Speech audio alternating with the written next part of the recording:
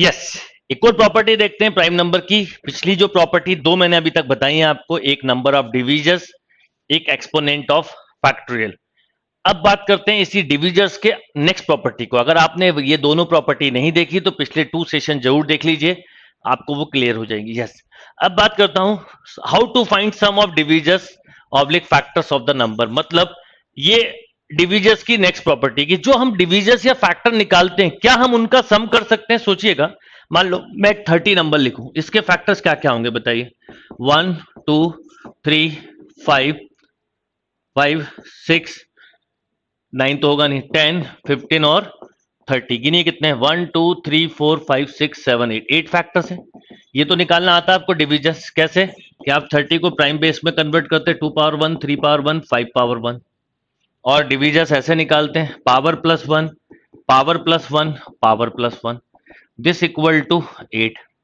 अब अगर मैं बोलूं कि ये फैक्टर का सम भी करना है तो क्या किया जा सकता? पहले क्वेश्चन ही आता, पहले हम समझे हम पढ़ क्या रहे।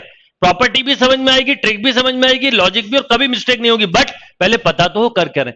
यानी किसी भी कंपोजिट नंबर में जितने फैक्टर बन रहे हैं, चाहे 10 बन रहे हो, चाहे 100, चाहे 10,000, इन सबका सम भी किया जा सकता है, और बिल्कुल प्रॉपर सम किया जा सकता है through property of prime number के। तो आप क्या करेंगे, हम इसको अगर ऐड करें, 45 55 61 66 69 71 72, कितना आ रहा है सम? 72। अब क्यों आपको, अब आपको पता है, मैं हमेशा बोलता हूं पहले हमें पता होना चाहिए हम पढ़ क्या रहे, फिर अगर आप करोगे तो दिक्कत नहीं होगी। एक और कंपोजिट नंबर लिखते हैं, मान लो 45 लिया होता है, ये जो हमने पिछले एग्जांपल लिए थे, 1 3 5 9 15 एंड 45। ये देखो 6 डिविजर्स बने, इनका सम बोलूं तो ये हो गया 60, ये 69 74 74 77 71 78। अब अगर मैं आपको फॉर्मूला बताऊं तो उससे भी यही निकलना चाहिए। तो सम ऑफ डिविजर्स का क्या फॉर्मूला आता है? अब हम आते हैं इस नेक्स्ट प्रॉपर्टी पे। तो सम ऑफ डिविजर्स काफी इंपॉर्टेंट है, कई बार एग्जाम में आया हुआ है, और किसी भी कॉम्पिटिटिव एग्जाम में जिसमें QA LR आती है, ये सारे सेशन, हर एक सेशन पे रिलेटेड क्वेश्चन आप देखेंगे कभी ना किसी एग्जाम में 100% आएगा। अगर मैंने आपको 6 प्रॉपर्टी बताई तो एक प्रॉपर्टी में बेस्ड क्वेश्चन तो आएगा ही आएगा। अब इसका फॉर्मूला समझें। सपोज कोई एक कंपोजिट नंबर है, a power p b power q c power r and so on, where p q r is any prime number. मान लो p q r इसमें कोई प्राइम नंबर है, तो क्या होगा सम का फॉर्मूला? ध्यान देना, ये ही सीधा a पावर p, बस a b c का प्राइम होना जरूरी है। अगर बेस प्राइम नहीं है तो आपसे मिस्टेक होने ही है, कोई रोक ही नहीं सकता इसको। P Q R natural number हो सकते हैं, पर बेस जो है वो प्राइम नंबर होगा ही होगा।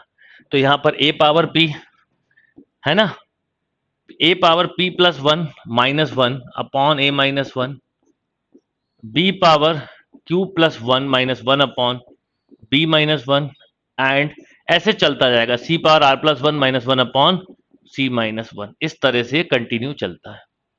क्यों ना हम इसी क्वेश्चन से करें, 30 को हम लिखें तो 2 पावर 1 3 पावर 1 5 पावर 1। फॉर्मूला क्या होता है सम का, बोलो? 2 की power 1 plus 1 minus 1 upon 2 minus 1, 3 की power 1 plus 1 minus 1 upon 3 minus 1, 5 की पावर बोलो 1 प्लस 1 माइनस 1 अपॉन 5 माइनस 1। ये 2 का स्क्वायर हुआ 4, 4 माइनस 1 कितना बेटा?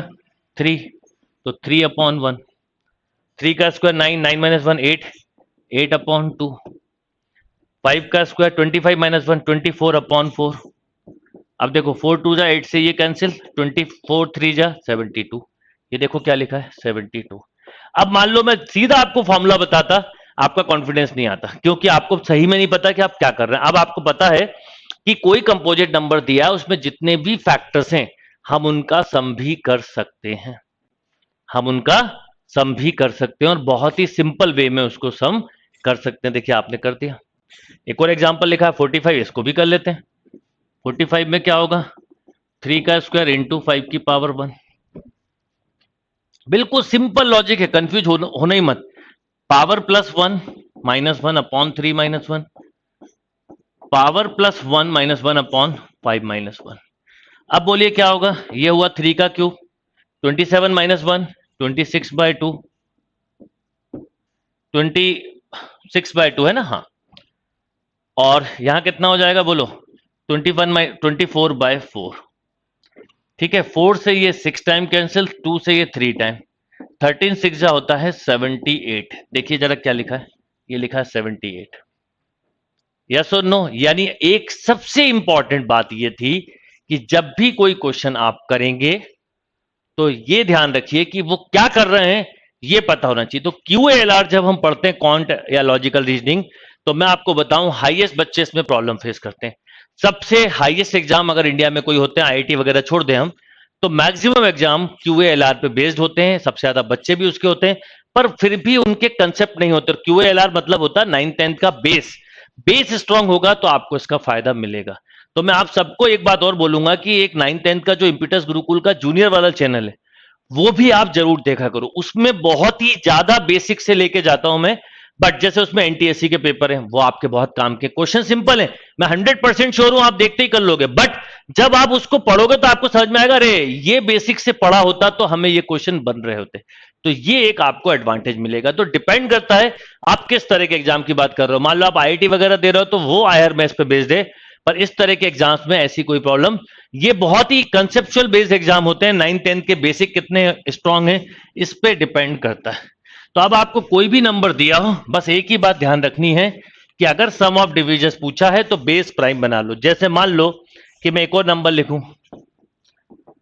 4 की पावर 2, 9 की पावर 4 की पावर 3, 9 की पावर 2, 5 की power 1। Find sum of divisions. कोई भी बच्चा ये गलती कर सकता है 4 पावर 3 प्लस 1 लिख के, या 9 पावर 2 प्लस 1, पर ये लिखा तो क्या होगा, मिस्टेक, क्योंकि यहां पर